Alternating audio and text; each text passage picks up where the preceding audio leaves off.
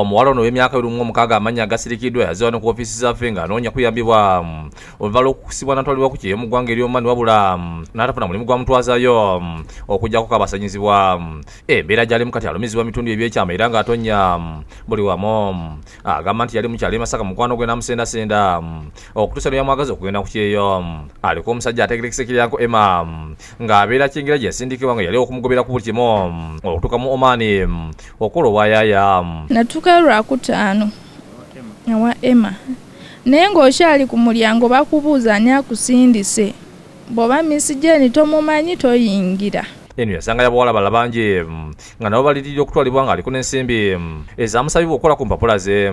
Zebasooka kuŋŋamba mitwalo 3 ne mbagamba sigayina ne baŋŋamba 2 ne mbagamba sigayina ne mbagamba ngenda funa emitwalo 15 ne baŋŋamba tekirina buzibu jangu. Mu kiseera eky'okugenda agamba nti bakukusibwa ne balinyisibwa baasi okutwalibwa e Kenya gye balinyira ennyonyi. Waliwo abasajja abapiikinga abo buli omu n'abeera buli omu ne bamuwa omusajja nti ono gw'oba okwata ku mukono ye babayisa ku nsalaawo. Mu Oman basanga waliwo gwe babateekera nga agenti nga ye Muhammad yabajja ku kisawe n'abatwala mu maka gamu.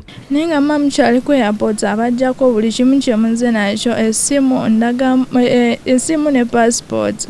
Oluva buli omu yatwalibwa mu maka ag'enjawulo era wano okubonabona kwatandikira. Muhammad yankozesanga ne bannabalala we bajja we bankozesa ne bannabalala we bajja we bankozesa.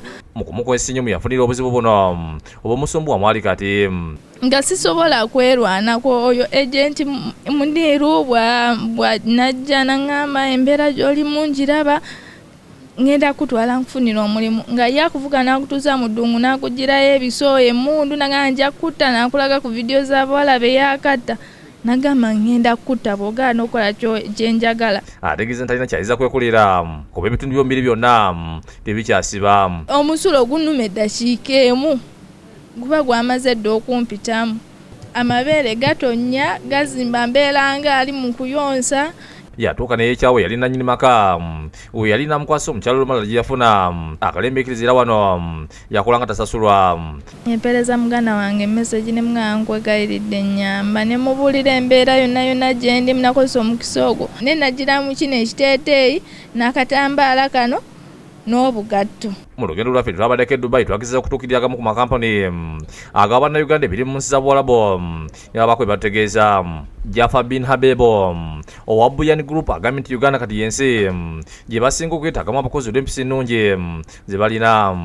Every month 100 people for the security and we need Dubai taxi. We have a requirement of 700 people for the drivers actually.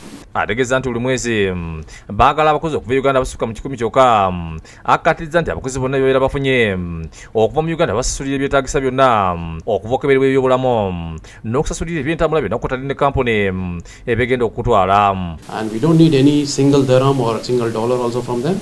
We are the one who will pay them for the visa charges, medical and ticket fare, visa and everything we are going to provide them. Ye Moses Binoga Commissioner avunaanyizibwa ku kulwanyisa okukusa abantu bwe tumutuukiridde akkatiriza nti bannayuganda abagenda okukola emirimu gyayaaya mu Buwalabu tebakkirizibwa kugenda mu Oman kuba Uganda terina ndagaano nabo. So abarusikinga okugendayo oba okukkiriza okutwalibwayo baba nti bagenda ku lwabwe era tewali ngeri gye tusobola kubalondoola bulungi ate era abo bonna abatwalibwayo batwalibwa abantu abamenyi b'amateeka. Agambye nti bannayuganda balina okumanya nti omuntu yenna akugamba nti agenda kuyisa Kenya abamufere era bwetaaga omuwaabire. Abamu babayisa ku mazzi emajjanji, abamu babayisa ku panya routes eziriraanye ne border yaffe Busia, Malaba. Bino gategeeza nti bayaayira tebalina kusasula wadde 10 singa beera bakutwalibwa mu nsi yonna ekkirizibwa okutwalibwamu abakozi. Obu yagenda okukola oba housemaid ne bamasuziza ssente ez'okumutwala waddembe okugenda okwekubirira enduulu ku Ministry ya Labour kuba yerina obuyinza ku companies ezo ezirina license era yezirondoola. Ono aleka amagezi gawadde abantu abagala ogenda okukola. Ate oluusi bagamba oba tozizza ssente zange kati nzirizaamu omuntu omulala.